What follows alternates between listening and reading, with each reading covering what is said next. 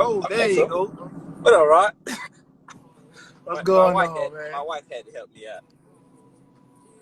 Say that again? I said my wife had to help me out. I'm like Teddy Riley. Hey, I understand. I had a feeling she was. Yeah, man. Yeah. I had a feeling she was going to have to help you, man. But, man, we got some people tuning in. We got a lot of your boy. Still ain't no cut, man. It's Oh, I'm not. What up, Coach Jeff? I ain't getting no cut. I'm out here living rough. True quarantine right now. The 1st of June. The 1st of June, I'm gonna get a cut. 1st of June. Yeah. And you might as well let it lock and grow, man. Nah, my hair is too curly. It won't lock. I got you, man. Oh yeah. We got some folks coming in. Fellow Americans, it is with the utmost pride and sincerity that I present this recording as a living testament and recollection of history in the making during the. We got a smoke shop. You see that? Allow me to reintroduce myself. My name is. Allow me to reintroduce myself. My name. Yo, what's going on, everybody? You already know who it is. It's your boy Rodney Hunter. And I got a good friend of mine, a great friend of mine, Saeed Lee, joining us today on the Ep.4 Friday show. Former NFL Falcon, current, well, actually, let me stop. Saeed Lee, introduce yourself, man. Let people know who you are. Oh, shit. Rod, I ain't hear nothing you just said. Can you hear me? Yeah, I can hear you. Oh, I gave a little slight introduction, but I say I'm gonna go ahead and ask you to inform everybody who you are. My name's Saeed Lee, man. I used to play for the Atlanta Falcons. I'm from Miami, Florida. That's just a quick synopsis. I guess we get more deep into it as we start to move through. Oh, you already know who we are, man. You already know who we are. Thank you for that little tidbit right there. You made it, man. You made it. You lived out your dream, man, of making it to the NFL. You know, something that we had in common growing up, playing football with each other, man, and you did it, man. So I definitely commend you on that, man. That was a well-achieved dream of yours. So let's take it back though. We're gonna go back to when you were a kid, man. When we played together, you know. But when did it all first start with you, man? Loving the game of football. For as far as I can remember, I love football. I remember in elementary school, my mom wouldn't let me play. So, you know, my folks from Jamaica, so football, American football, ain't something, you know, we really knew about. Previous to me, I'm probably the first person on my mom's side that played football. And she wouldn't let me play until about the 6th grade. She said I kept going outside trying to play. So she let me play in the 6th grade. Part of it was expenses of playing football, too. You know, all the park fees and physicals and stuff. And, you know, at the first time I played full contact football, I was probably like a little timid, too. Like a little scared. Like when I had on like full equipment and stuff. And I always remember my mom would even say, you know, the first time you went at that, I wasn't sure. And I remember we played Sunnyland against Lil Jeff them. And that was the first time Coach Telly was like, you ain't scared no more. And I think that's when, you know, the love really started to grow. I'm somebody, if I see any kind of success, it's going to make me want to do it even more. I feel you going to attack that success. If you see it and that door open up, you running straight through it. Yep. No question. I feel you, man. You say your family were used to not used to American football, being from Jamaica, but why you didn't want to play no soccer, the real football? I still talking now. Yeah. It never appealed to me. Like you say, it's what appeals to you. So it just wasn't exciting. I guess maybe even the violence of football is something that, you know, just attracted me to it. I don't know if it comes from, you know, your background or the things you've been through, but something about it is attractive. I got you, man. Hey, we got some more people. We got the DB lock on there, man. Yeah, you was out there locking stuff up. That's my boy Zay. He played DB with me at Valdosta. But we got some more people joining into the live. For those joining in, we do have Saeed Lee here, current Morehouse College defensive back coach. If y'all could definitely do me a favor and hit that paper airplane down there at the bottom and share this amongst your friends and family. Let's get that. Koy? You see Koy and I jumped in here? Yeah. Let's get everybody to join in, man, and enjoy this show here with us. So we dug into Saeed background a little bit, but for the audience, y'all, I did post some flyers out there this week, trying to see how well or what you guys can learn or know about Saeed Lee. You guys have found out he was a former NFL player with the Falcons. For the audience, I want to ask y'all really quick, and y'all can drop y'all comment down, y'all answer down below. Who's that? That's my man Zion. Yeah, that's my son Zion. Zion, what's going on, man? What's up, man? Hey, give me 1 second. I'll be right back. What you doing? You driving? Where you driving to? Yeah. Your feet can't even reach the pedal. So your feet can't even reach the pedal. Yeah. Are you too small? No.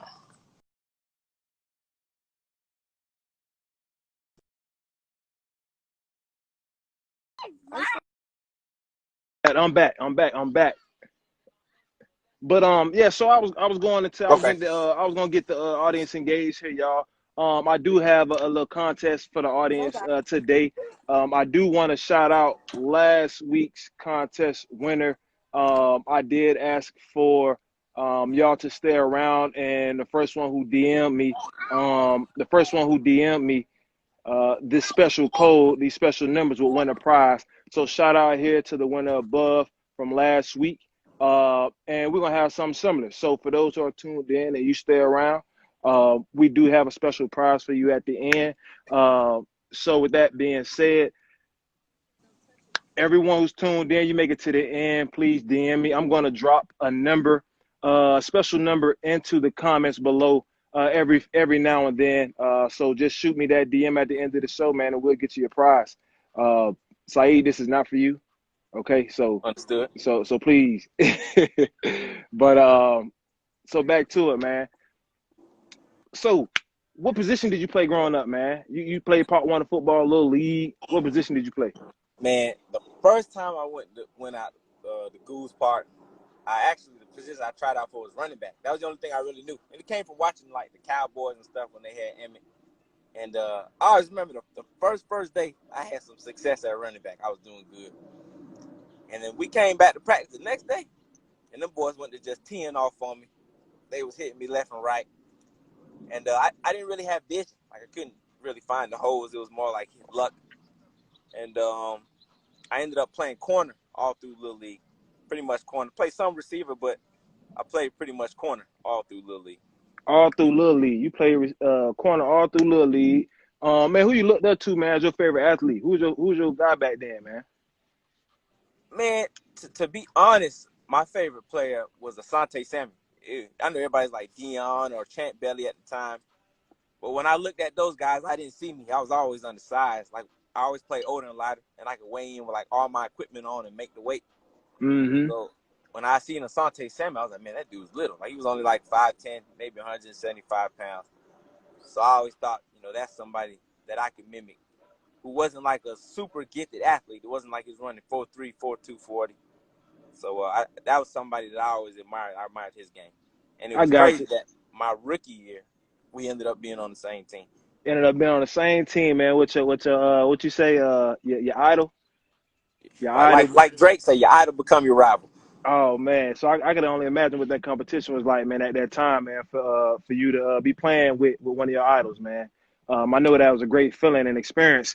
But so you played Little League football. You went off to high school and started playing football. We played freshman year together. On varsity though, man. Let's talk about that varsity. When you started playing varsity and you got your opportunity to go and play, you were a cornerback. What did you end up playing, man, your senior year of high school, man? Man, junior year was probably the first time I got any like real time. And going into the season, junior year, I was a starting safety. But as the season went on, I got beat out by like 3 guys. By Lil Jeff, you remember? Jeff Scott. By Akeem. What was Akeem's last name? Collier? Akeem Collier. And Jeffrey Parrish. And Jeff Parrish, JP. And to be honest, all 3 of them dudes was playing better than me. And so they deserved the spot. And then it was like halfway through junior year. It was on scout team. I was playing around. And Coach Fidel put me at linebacker. And he asked me. I did good that day. And we had some terrible linebackers that year. And he was like, do you want to play? You know, I'm tired of sitting on the bench. So I'm like, yeah, I want to play. So from that point on, I played linebacker from about halfway through junior year all the way through senior year. Man, linebacker. Again, you a small guy. They can only see from neck on up right now, man. But linebacker. I might have been 135 pounds. I give you 140 soaking wet with equipment on. So man, you got the opportunity to play linebacker. Your junior and senior year, man. Your name was called and you took advantage of that, man. How did that feel? Like what triggered in your mind that told you, hey, I gotta take advantage of this opportunity right here? You know, was that something that was instilled with you from the jump, you know, as a kid?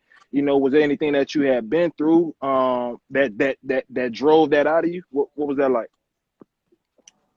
I never been a kid, and I guess it comes from my mom, where like if things ain't going my way, I quit or switch. I've always been like, you know, if I chose to do it, then I'm gonna stick with it. So when the opportunity, I never thought about transferring. You know, how kids transfer left and right. Mm-hmm. Even when I wasn't starting, I never thought about transfer. I just said I got to get better. And that senior when Coach Fidel gave me the shot, you know, I really tried to get better. I remember I asked your dad. Now this was a serious question. I said, you know, can I get a scholarship playing linebacker? And Coach Hunter said, you know, if you can play, they'll find you. So I've always been a kid. If you're the coaches, I'm gonna listen and I'm gonna believe in it. So I ran with it. I did everything Coach Fidel told me to do. And in hindsight, it was the best thing for me. But at the time, I had like some animosity and some anger towards it. You say that again? Like in hindsight, looking back, that was a big part of the reason why I made it as far as I did. Was playing linebacker in high school for Coach Fidel, you know, doing what Coach Hunter and them told me to do and not questioning it. At the time, and maybe not at the time, but like shortly after, I kind of had some anger about it. You know, I felt like maybe I was led wrong or whatever. And I think that was more just the kid in me than anything else. I feel you, man. But that definitely, you know, instills some maturity into you at an early age too, man. I got some questions coming in, man. Your senior year, man, how many tackles you had at linebacker, bro? I had we only played 9 games that year, and I had 90, so I averaged like 10 tackles a game. 10 tackles a game. Third team all day. Third team all day. Okay. At 90 tackles in 9 games. Man, that's a lit season to me, man. Especially for an undersized linebacker. You know, so you had an outstanding senior year high school ball. I know you was hype about these offers coming in. Anybody who got any questions, continue to drop them in the comments, or you can hit that question button at the bottom and put your questions in there. And we're gonna get to those questions toward the end of the call here. But so after that awesome senior season, hey, you the man on campus. You know what I'm saying? You getting ready to transition to going into college. You got these offers rolling in, you know, left and right. You know, you probably a 5-star recruit coming out of Dade County. You know, you must have forgot what was really going on, man. Hey, let everybody. Man, senior year's over with.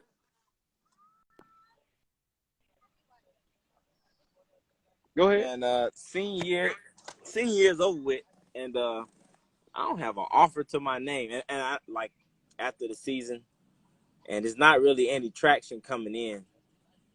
And I remember I used to be me and Aunt, we used to joke and jokingly be mad, like, bro, we ain't getting no offers, no nothing. We done did this and that. And being a college coach now, I see exactly why I didn't have any offers. But at the time, a kid, you know, you only see what you want to see. The best offer I probably had was, I think, late Minot State and LaGrange. LaGrange is a D3, so all it was academic. I had like a 3.0. And then Minot State was where Martell and them went. And I was like, man, I'm not dare going to Minot State. So I didn't have anything. I remember going to the track season thinking, I got to run faster if I want a scholarship. And I did not run fast enough. I wasn't like a super superior athlete. I was a good athlete, and I could think. I got you, man. So you ain't had many offers coming in, and what led you to go to Alabama State? What how did that happen? Like what how did you land in Alabama? It was a guy named Nixon. He was the DC at the time. I met him like going into the 10th grade at one of those full contact camps. I played Mm-hmm. corner at the camp. I did well. I won like the defensive MVP of the camp. And he was like, wherever I go, you can go. At the time, he was at Langston when he said it. So I was like, no, I'm not going to Langston because that's NAIA. But then he ended up at Alabama State. But even when he showed my film, obviously it was at linebacker. So when he showed it to the head coach was like, nah, that kid's too little to play anything here. So Nixon was like, look, walk on. I think you can earn a scholarship. You're just as good, if not better than these guys. And I remember like applying for colleges. I never finished an application for any other college except Alabama State. My mom was like, apply to FAMU, apply to Miami-Dade. She was big on Miami-Dade because my older brother kind of went to college and screwed around. So she was You like, was you gonna be an about All-American out there at Miami-Dade. my dad had no football team. So she wanted you. She wanted you to apply at Miami-Dade. So she kind of was like deterring you away from football in a sense. No, she told me to my face straight up, look, football's probably not for you. If it was, you'd have some scholarships. It might be time to give it up. And I was mad, but I know she's just thinking like a mom, like, what's best for you. But she told me straight up to my face, like, you need to give it up. It's not for you. So that lit a flame up on you. That put some fire up on you. Well, I was pissed. Now I remember, I tell my mom this to this day. We were at the movies, me and her, and that's when she told me that. And she said, you need to go to Miami-Dade. And I told my mom, I said, I'm either going to walk on and play football at Alabama State, or I'm going to sell drugs. And she was like, shut your mouth. And I said, well, they're my two options. They're my two options. Hey, well, I'm glad you didn't look that way, man. I'm glad you didn't look that way, because, shoot, man, you probably would have been one of the biggest dope dealers in Dade County. But anyways, man, we gonna look at the football side of things, man. So you went ahead and you applied at Alabama State. You got accepted into Alabama State. You went and walked on. Man, the coach told you pretty much better than a lot of these guys on the team, man. Now, he didn't say I was better. He said you can compete with these guys. You can compete with them. Earn a scholarship. And, I tell kids that to this day when I'm coaching, like, hey, yeah, man, you can come out here and earn a scholarship. And I'm saying it more off of, like, the potential I see on film. Now, he actually personally knew me, but I don't guarantee money. Like, I don't say, hey, you can get a scholarship, because the kid might come and not be what I thought he was, and then I have to honor something that I may have told him earlier at an earlier point. So I tried not to. So it was the same thing. I knew it was all on me, even after him thinking that. And it was a 1-year deal. I made a deal with my mom, and it was, if I wasn't on scholarship after the first year, then I was going back home. He coached at Morehouse College right now, for Jasmine that just asked. But so, man, you went out there as a walk-on. You jumped out there on the field. You went to starting it when you came out there and walked on. You out there. You in the rotation. What was going on? Man, but I almost didn't go to Alabama State because I tried to get the Bright Future Scholarship, and I was 10 points short on the SAT. I took it like twice and got worse. If I'd have got it, I'd have went to like FAMU or something. But when I first went to Bama State, man, I got to run around for like weeks. So you figure we in school, I probably got ran around for like a month or two. Was the season going on? Yeah, season going on. And you ain't on the team? I ain't on the team. I was there by the time camp started, just watching, but I never got on the team. I got on the team after like the 4th game of the season. So they played like 11 games that year. I got on the team like after the 4th game. That's unheard of, man. And then, took about a couple weeks. I was on a scout team. This is why I tell kids where I coach now. I say, hey, man, if you want to show me you can play, you need to get on scout team. Scout team, you're going against the ones. Mm-hmm. So if you show me you can play against our best, then maybe I'm going to think you deserve a chance to play against someone else's best. And I started doing well on scout team. At first people think it's luck, but it started being real consistent. It was like day after day, week after week, I'm catching picks every day in practice. And so, but I'm still thinking I'm not going to play. I asked the DB coach to redshirt because when I showed up to college, I might have been like 150 pounds. So I knew I needed time. And in my mind, I was still trying to go pro. It was never a thought of not going pro. So I figured if I had one more year, I'd get a little bit bigger, a little bit stronger. That was always your dream, going pro. Yeah. What? I ask kids when I recruit them, I said, what's your goal with football? And if they tell me, and this may sound bad, but if they tell me, Coach, I want to get a degree, and I don't want to talk to them no more because I think then you're not gonna put the effort towards being a great football player. I think you waste time. They can't come out there, man, and want to get that degree first. You come in to play ball. It's a tandem. You can get both. You can get both. I want to hear kids say, Coach, I'm trying to go to the pros. And to me, if you're trying to go to the pros, you're going to handle everything else you got to do in between, which means you're going to go to class because you need the GPA to be eligible. You're going to pass this amount of credits you need to pass. When kids start telling me, I just want to use football, to get a degree, that's actually the smarter thing to do, but I just can't relate to it. I got you. As a coach, right? I got you. That makes sense there. That makes sense. And as I'm coaching kids, I do tell them, and I help them out off the field on trying to get angles where they can kind of, use football to better their life. But while you playing football, I think you should be trying to be the best football player you possibly can. Because when it's over, it's over. Oh yeah, when it's over, it's over. And your pro career, probably ended. Well, it ended shorter than expected, man. How did that look for you, man? How did that look for you? What got you into coaching? You know what I'm saying? You out there competing for a chance to play. I had 3 knee surgeries, and that kind of ended it short. And I always had hamstring trouble. I used to always feel like if I got cut because people were just playing better than me, then I could take it. That's like closure. It's like, yeah, these guys are better than me. But I always feel like the reason I missed out on a longer career was because of injury. Even after I blew out my knee the first time, they put me on IR. And like most guys who play in the NFL will tell you, an undrafted free agent or a tryout player who blows his knee out before any games in the season, they just get cut. But I did pretty well to be kept on the team and on the roster. But it was going into the second year, I needed another knee surgery. And that would have been 2 years of me doing nothing and them paying me a whole bunch of money. So, like a business, they cut me in. Then I had another opportunity. I pulled my hamstring there. I had to sit out a whole year for the second knee surgery. And for a while, I don't tell too many people this. My wife knows. For a while, I was depressed. Like, I don't know, how black folks want to talk about it. But for a while, I was real deal depressed. I didn't know what I was going to do with my life. I didn't know what was next. I remember when I finally realized I wasn't going to play anymore, like I was crying. I was like, man, this is all I ever was. And I think out of that kind of depression, I owned a rental car lot. I opened up a rental car. That was the worst decision I ever made in my life. You say you owned it. That was yours. I owned a rental car lot. Yeah, it was That's mine. ownership. I had like 10 cars. I owned a rental car lot, and it was on Bankhead in Atlanta. So it was in like the middle of the hood. So like when T.I. say Bankhead, my rental car lot was on Bankhead. And the whole thought process behind it was I'm renting to people who usually can't get a rental car from Enterprise or Hertz or anything that.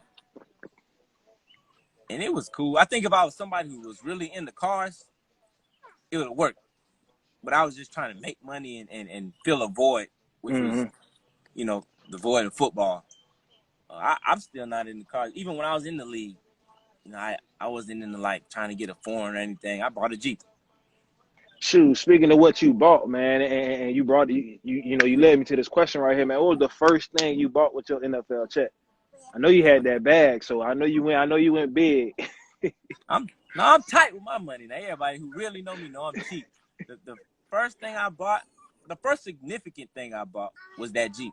I think it was like halfway through the season, and I bought the Jeep cash, and it was hard. Now I had it just until about last year. Got totaled.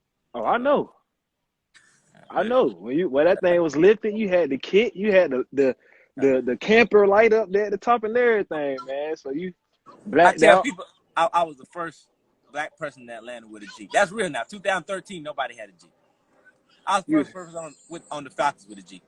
And okay, it's fun. okay, okay, okay, okay. My dog out here saying trendsetter, Hey, you heard me? and That's not what I said. and not everybody got a G. Now everybody got a G. Not everybody got a G, man. Hey, we didn't touch on it earlier, man, but I do want to point out, man, that you did have an awesome career at Alabama State once you got a chance to play. Man, you were offered a scholarship, man. Did the coach bring you into his office and say, "Hey, Saeed, you work very hard. We're gonna offer you this scholarship"? I see it on TV a lot, man, but I ain't never heard of a story up close. How was that for you? Did you during practice? Did he bring you out or bring everybody around? Hey, Kind of clap it up for Saeed. how I remember it. Now, I could be making shit up in my head, but how I remember it is I did well. I played in like the last 4 games of the season, and I started like 2 or 3 of them. I think the how the coach always talks about is the breakout game. I shut down Southern's top receiver, who was like the best receiver in the conference. And so, kind of even going through the season, I would tell myself, "Well, I know I'm going to get a scholarship because I'm better than these guys." Mm-hmm.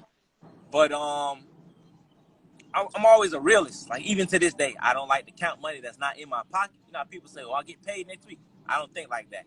So I didn't like to think I had a scholarship until I was signed the paper. Right, right. So I remember going into Coach Barlow's office after the season. We doing exit interviews, and he's like, "Man, tell me what you think." And you tell him what you think. But then I told him, I said, "Coach, I know you're not obligated to, but I said, but if I don't get a scholarship, I just want you to know I'm going home." And he was like, "I understand." And so we're in spring ball, and it was the first day of practice. I caught a pick, and then Coach Barlow, after the team, he brought everybody up, and he said, "Hey, look, man, we need to be more like Saeed Lee. He plays hard. I love the way he plays, his attitude, and he's getting a scholarship." And then everybody was like, "Yeah, everybody gets all Yeah. happy." In my head, I knew it was coming because I feel like I was just better than everybody. I know it sounds cocky, but when I played at Alabama State, I really believed I was that much better than everybody on the team in my head. Hey, man, you got the credentials to speak for it, man. Again, you was an All-American, man, and I done drove through Alabama a few times. And anybody on this call, if you drove through Alabama within, the past few years, you probably seen that picture right there on the side of the building. Right, man. How that felt for you, man? You got that scholarship offer, man. your picture on the side of the stadium.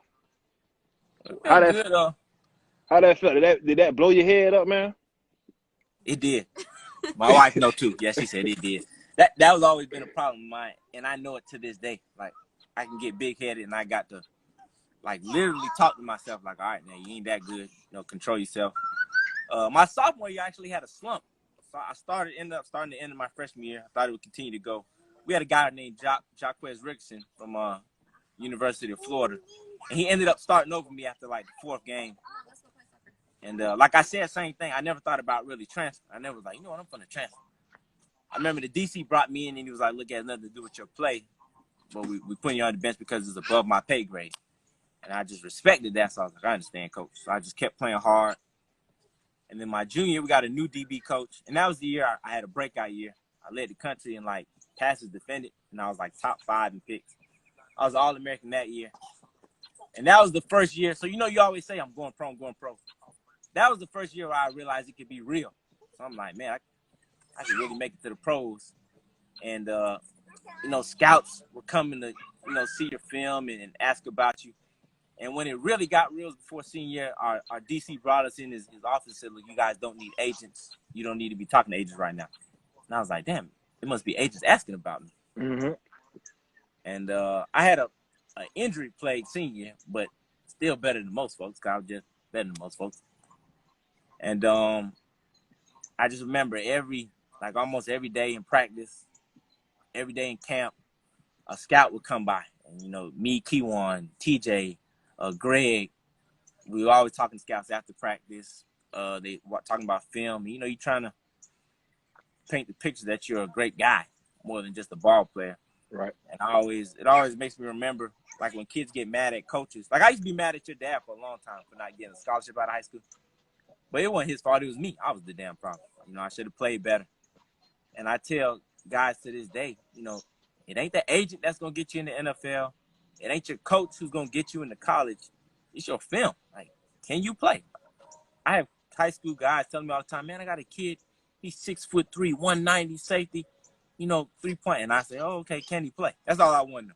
We can get to the rest of it after I figure out if he can play or not. I got you, man. Hey, somebody asked down here in the question, man, who was the hardest receiver you had to guard in college or the NFL?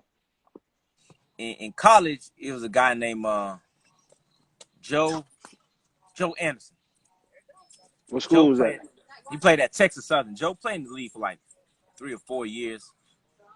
Man, guy was probably like 6'1", 6'2", 210, strong, big, could run. He was a real good player. He was a real dog. That's probably the toughest receiver I had to guard in college. Now, I know you locked down Julio now. That's what they say. That's what they say. Nah, but in the pros, you know what I'm saying, the hardest receiver to guard was obviously Julio. The speed, the size, the quickness.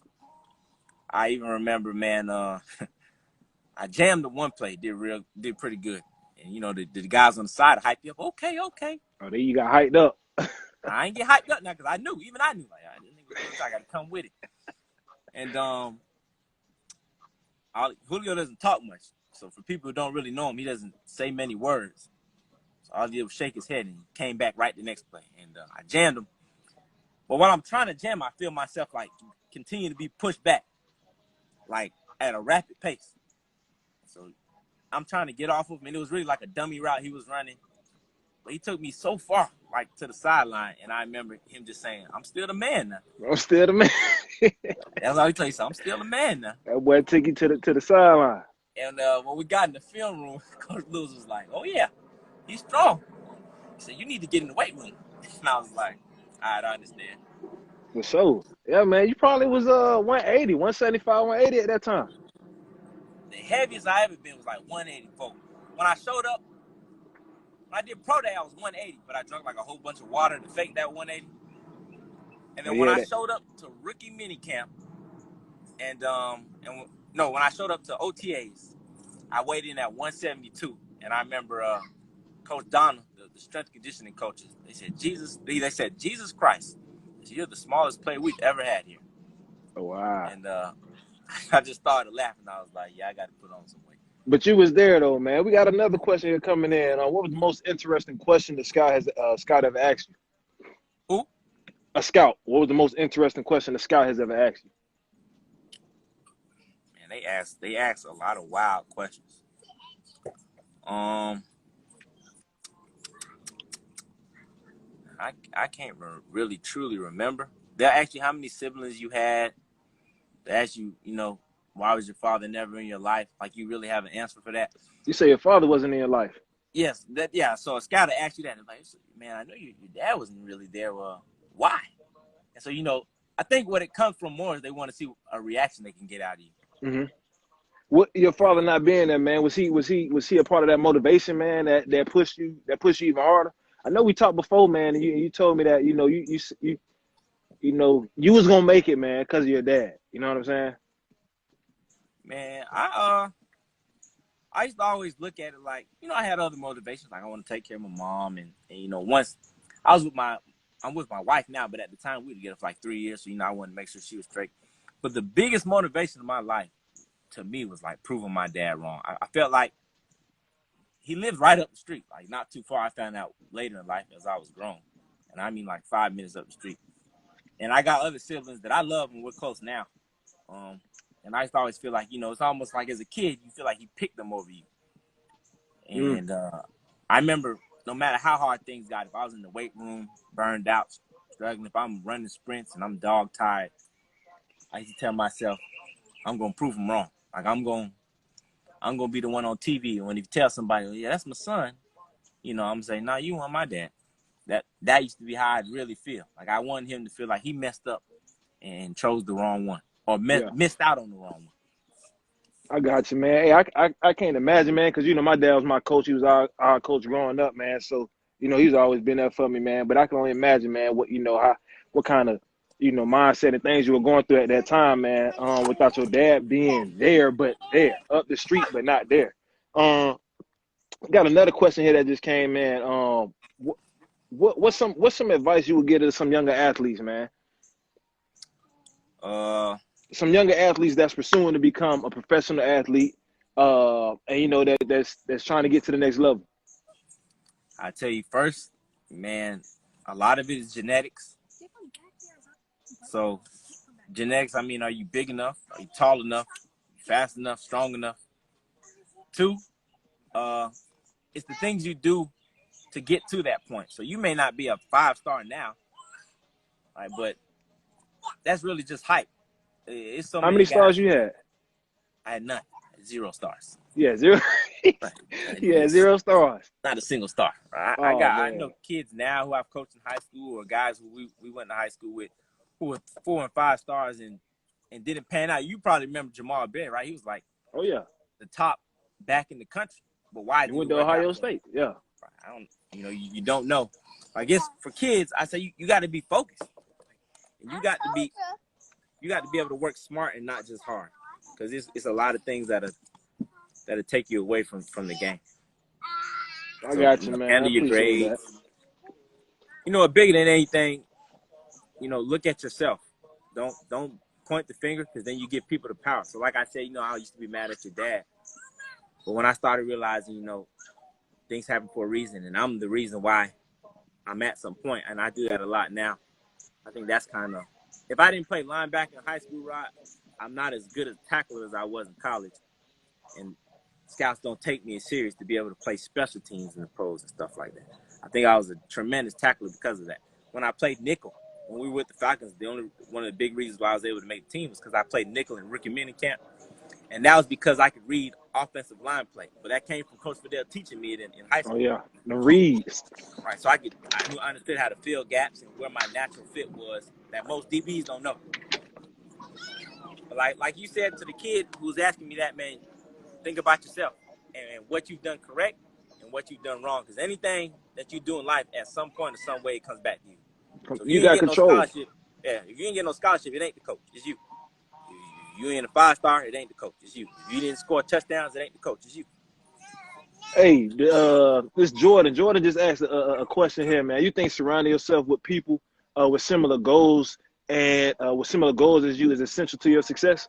No, that's probably the most important thing to your success. Like Jordan stated, if you kind of remember our group of friends who we used to hang around, me, you, Jordan, Justin, Ant, Mecca, Pope, Phil, Roshan, Brandon.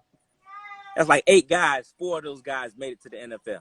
That's a high number if we talk about we all played. As opposed to people tell you, only the 1% make it in the country. When I can honestly tell you, we probably weren't the most 4 talented guys in our neighborhoods on the team. I just said Jamal Berry. He was rated a lot higher than Brandon was out of high school. I remember Jose was rated higher than Justin and Jordan out of high school. Lamar Miller. Well, he made it, but he was rated really high. Yeah. And not just guys who were rated high, but guys who were like extremely athletic, like guys on our own team. I remember, Lil Man and I'll tell you, Lil Man and Drew and all them guys were better athletes than I was. They started over me, but why didn't they make it? You have to ask them. But I think, the people you surround yourself around are a big part of it. I even look at not just make it to the NFL, but if you look at how we live in now, we're doing pretty well for folks who are, in our late 20s. Pope got multiple businesses. Justin and Jordan still playing ball and moving real estate like it's bricks. You know what I'm saying? Mm-hmm. Brandon just got done playing ball and he's doing his entrepreneurship and cooking at them pies. Right. So I think, and a lot of that, I give a credit to your dad on the morals he taught us. We didn't win a lot of damn games, but I think he taught us to be resilient, in anything we go through. Yeah. No, I would agree, man. I think that played a role in molding us into the men we are today, man. Again, we are working to create success for ourselves. A lot of us have done that. We continue to do that. Let's see here, man. Let me ask you, man, just something personal I want to know. What would you say your greatest failure is? Yeah, something that pushed you to get you where you're at right now.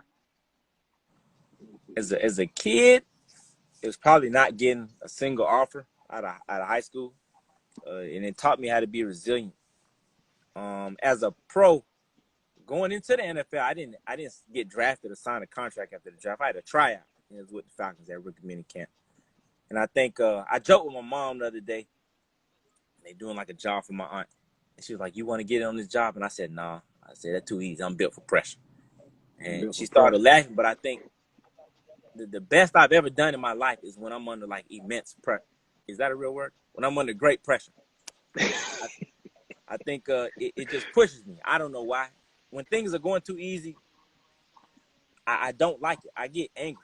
So like even when I left high school coaching, I started to feel like high school coaching got too easy and I wasn't getting any better. I wanted real pressure. I wanted to feel like I could get fired. And one of the realest things Coach Kelly, he's Alabama's assistant DC, told me. I asked him, I said, is it pressure coaching here? You know, you guys didn't win that championship. Is it a lot of pressure? And he looked at me with a look. And before he said anything, I knew what the look meant. And he said, you know, if you don't want the pressure, then this isn't the job for you. If you're wired right, you know, you live in the pressure because you know the pressure will take you to places you didn't think you could go to. I like pressure. I don't know why. I feel you, man. Hey, pressure make diamonds. So just said that in the comments. 100%. Pressure make diamonds. So man, we done discussed a lot, man. We done talked about a lot of your journey. That number 7, man. That number 7. Just remember, I know you always wore, man. You say you had the chance to play with your idol, Asante Samuels, with the Falcons. Yeah. Man, did you ever be real, man? Did you ever tell him that he was your idol? That he was your idol? I never told him. You never tell him. I'm a killer. You know? You can't go in there starstruck or it's already over. But I do remember the second I got signed to the Falcons, I said, damn, I'm going to play with Asante Samuel. And I wanted to know, you know, as much as from him. But I always say, let me tell you this story. Tony Gonzalez played with us too. You know, Tony Gonzalez, he's a Hall of Famer. Mm-hmm. My rookie year, I asked him, I said, you know, what's some tips you give me? You know, how'd you stay in the league so long? You know, what's something important? And he said, you know, I read a lot of books. You need to read a lot of books. And Rod, I remember when he said it, I looked at him like, what are you talking about? Like, I'm trying to play in the national. Yeah, I want to know. League, you telling me about books. And now that I'm like, you know, almost 30, and Ants got me into, you know, looking into books that are really self-help books and that help me in every avenue that I'm exploring. I see what Tony G was trying to tell me, but I was too young to really listen and understand. And what he was really telling me was I need to be a constant learner and open up my mind. But I took it as just some BS. And I guess that's the reason why Tony G a Hall of Famer, and I only played a couple seasons. I got you, man. But you also had some setbacks, man, with the injuries. You know, sometimes you can't control that, you know. But, man, someone said, read a lot of books. You been started reading books, man? Yeah, there's a book Ant put me on. I ain't going to say it. That's how much I like that book. You ain't going to say it. I ain't going to say it. The book is almost like a little psychology book. I use it on the recruits. I use it on everybody now. So you'll be talking to me, and I'm using it, and you won't even know. And as far as recruiting goes, like it's night and day. The kids I go after, I get them. And it's really because of that book. And it's not nothing malice that I'm doing. It's just, it really helps me find out who the kids are. And I can use that to help them solve their own problems, and they end up wanting to play for me. Man, you got a lot of people right now asking for that book, man. I know you see that book. It's a book, man. Hey, so with that being said, y'all see he ain't gonna share the book with us. So y'all hit him up in his DM personally after this and ask for that book. Cause I'm definitely gonna hit you up. I'm gonna get that book. Ant told y'all the book the same time he told me it. I got you. Called me and told me about it again. Hey, so for everybody who want to know what the book is, hit me up, ask me about it, and I'll go ahead and share that with you. I may just even drop it on my story on my page later on at some point in time, so we can share that knowledge, man, and get everybody you know, on board, you know, with some things and some lessons that you've been learned from this book. It sounds like a great book. Man. Man, anything on your mind, man? Anything on your mind you want to share with us, man? Anything that you want to vent about? Put out there for guys that are working their way to the top, that are trying to get it right now. Man, I remember growing up, man. Again, the question the twin asked, man, surrounding yourself with a group of people, man. We was out there working our butt off. You know, I'm surprised all 8 and 9 of us didn't make it to the NFL, bro, because we was grinding. We definitely had a lot of fun times and stuff like that, man. But we was definitely getting to it, competing, crying. Man, you could probably tell them that story about the time I cried at a camp. I don't know if you remember. I don't know if you remember that, man. But man, Hey, we we love. was like, Rodney, tighten up. Hey, y'all, listen. I cried at a camp, man. We was winning. We lost one game, and I still wanted to play.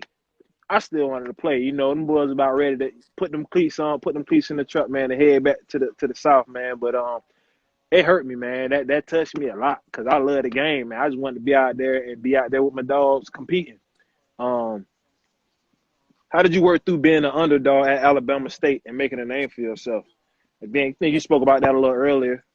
Before I answer that question, that question came from Hodge. For y'all who don't know Hodge, remember that name, Malik Hodge. That'd be the next underdog in my heart that I believe will make it to the pros. You won't see it coming now, but it'll be a story worth it. How I made it. The hunger, the same anger and points that I took. You know, I was angry. Like I said, I was mad at your dad for a long time. I was mad at my own dad for a long time, and then things that I thought slighted me, and I used it to kind of fuel me.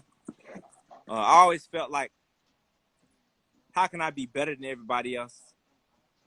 And a lot of that came from watching film, watching my opponents, and I always had the thought process of I didn't want it to be close. So if me and a guy were like close for the starting position, me and Donovan, right? Donovan was the other corner. I remember one time he said, you know, I'm the best corner on the team. And I was sick to my stomach that he even thought that. And this was a good friend of mine. And I remember, you know, working to the point where I wanted him to know that I'm so much better than him. We on the same team, that it ain't close. So I would do film, weight room. You know, I never did like running miles and stuff, but I did like back pedals and whatever it was that would actually equate to my game, and then just seeking knowledge. And I think the twofold to that is, don't get big-headed when all that work starts to really work. And I remember my senior year, I got a little out of control at Alabama State. I was talking back to coaches, not my position coach or anything, but like, you know, offensive coaches and even the head coach. And I think it derailed me from what I really needed to be doing, which was working hard and continuing the same thing that got me in that position, which was just closing my mouth. When I say close my mouth, I mean just working and learning. Now, when I'm on the field playing, I talked a lot of trash. But I always had that Achilles heel where I would grind really hard when everything's against me. And then when everything started to do well, my head would get big. My coach used to always say, you play to your talent level, or you play to your competition level. And I used to say, what you mean by that? And he said, whenever you got to play somebody who's considered really good, you put on the show. Like, your focus is unreal. He said, but anytime you play somebody in your head you deem is not good, you kind of fall to his level. And you play to his level. Play to his level. And I think that's why I enjoy pressure, because I know I have that fault, whatever reason it may be. So when I was coaching high school at one point, you know, that was the highest level that I knew, and I got really good at it. Then I started to get complacent because it got too easy. So now I needed a new challenge. I needed to feel like somebody was better than me so I could go get them. I'd make up all kind of stuff in my head. If I felt like I was the best corner on the team, I had to be the best corner in the conference. If I felt like I was the best corner in the conference, I need to be the best in the country. When we was in college, I would compare myself to Patrick Peterson. So I'm watching again, I'd be saying, this man not better than me. I need to. So, and whether he was better than me or not, I was going to work until I was, and in my head, he wasn't better than me. Otherwise, what you doing it for? So even now when I coach, it's a contradiction, but I believe I'm the best defensive backs coach in the country. But I also know that there are guys out there who know a lot more than me, who are better than me at it. So I try to take every angle to find out what it is that they do so well, so I can use it. I got you, man. Hey, let me ask you a question here. Since you spoke about, you coaching, what motivates you the most about your profession as a coach? You know what I'm saying? You are a coach, man. You make an impact on the guys that you see every day and you talk to and you coach. You know, what motivates you? I think the thought process of the kid you're coaching or the kids you're involved with, you can make them better than you. You make them better than you. Yeah. So just not even in football. You know, you think to yourself, you know, if I could get this knowledge to this kid that I didn't have, then he'll be a better player than me. He'll be better off than me. If I can get the discipline aspect in him and the thought process in him that I have now, he'll be a better man than me. He'll be a better father. Yeah. I used to always, when I coached in high school, I coached these kids, a bunch of kids, Chris, Will, Marnie, TJ, and I used to say, if I can get them to know what I found out later in college or in the pros now, they'd be way farther ahead of me than I am, and maybe it would help them, you know, propel them to heights that I couldn't get to. Man, I think that's important, man, sharing that knowledge. You know what I'm saying, man? We are older now, and again, we are people who share knowledge, man, that we didn't know growing up. You know what I'm saying? And that makes an impact on the people that we see, we talk to, and we touch. You know what I'm saying? So keep doing that, man. Keep changing these lives. Keep making an impact on these kids' lives, man, that you're coaching. You know what I'm saying? I'm pretty sure we're going to see them at the next level. I got my eye out on you, Hodge. And just keep making an impact, man. Keep doing what you're doing. A lot of kids, a lot of people look up to you, man. I know Zion especially look up to you and your little girl, man. But yeah, man, I appreciate you, man, for joining us on the If Factor Friday. Before we end this show, I got one question for you, man. What is your If Factor? My it factor? If Factor. And I think there's the saying I use. I just started using it with my players. And it's discipline, not desire, will determine your destiny. And I think we all have desires. It means we all want stuff. We all want to be whatever it is. But what hinders us from getting there is our own discipline. And that discipline of if you want to lose 50 pounds, right, you got to get out there and work out every day. That's discipline, even when you don't really want to. If you want to be the greatest basketball player, you got to get out there and dribble that ball. If you want to be an amazing teacher, you got to find every kind of angle that there is to be able to reach your kids. And if you're not willing to do that, then your desires will never come to you. Yeah. So I think my it factor is my discipline. If you hadn't been disciplined, if you hadn't grown to be disciplined to the extent and extreme that you are today, you probably wouldn't be who you are today. You probably wouldn't be able to coach. You probably wouldn't be able to coach and instill those lessons that you do today. Right. I got you. Cool, man. That makes sense, man. Well, I'm pretty sure, man, you touched a lot of lives tonight on this live call. For everybody who wants to go and follow Saeed again, I'll give y'all that book. Now look here, don't say I ain't never gave you. That book is called Never Splitting the Difference. Right? Y'all gonna see the book and say, what are you talking about? How does this relate to my life? It's a book about negotiation, but don't think of it as just a book of negotiation. The book, it will help you interact with people of all walks of life and to get folks to really see, not just see your side of the story, but to get stuff done.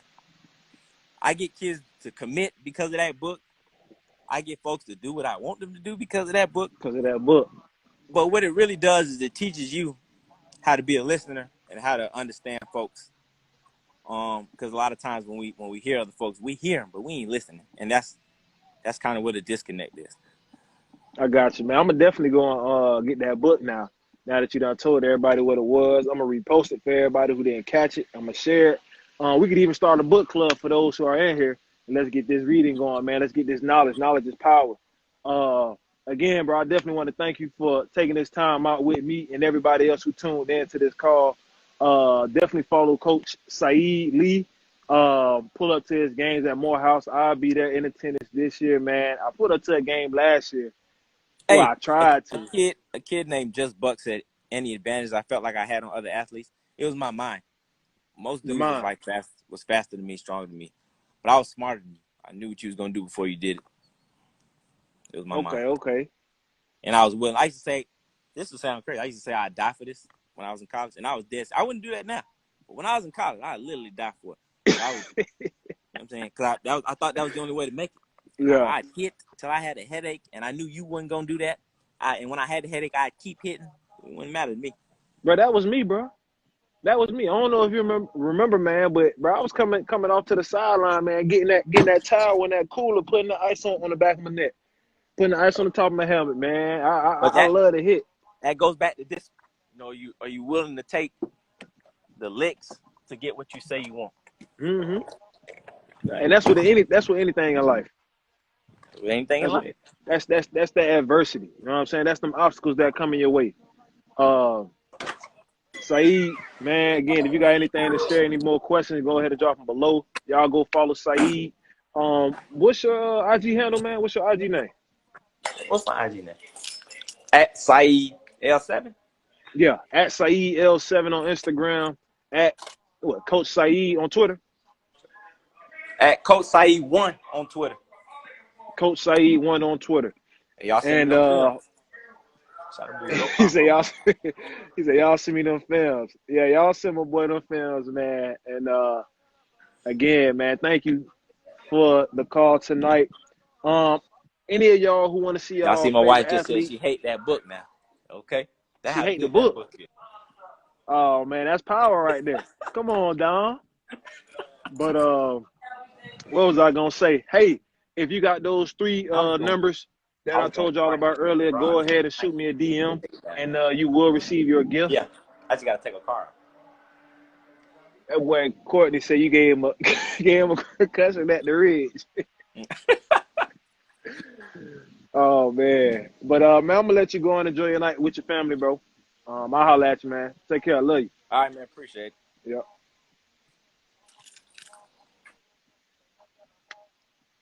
Yeah, y'all. So drop your next favorite athlete you'll want to see in my DMs. Hit me up, reach out to me so we can get them going on these Instagram If Factor Friday calls, and you guys can learn more and discover the true background, the true grit, what it took for them to get it out the mud to reach that professional level of being a professional athlete at the NFL. Thank y'all for tuning in. Peace out. Good night.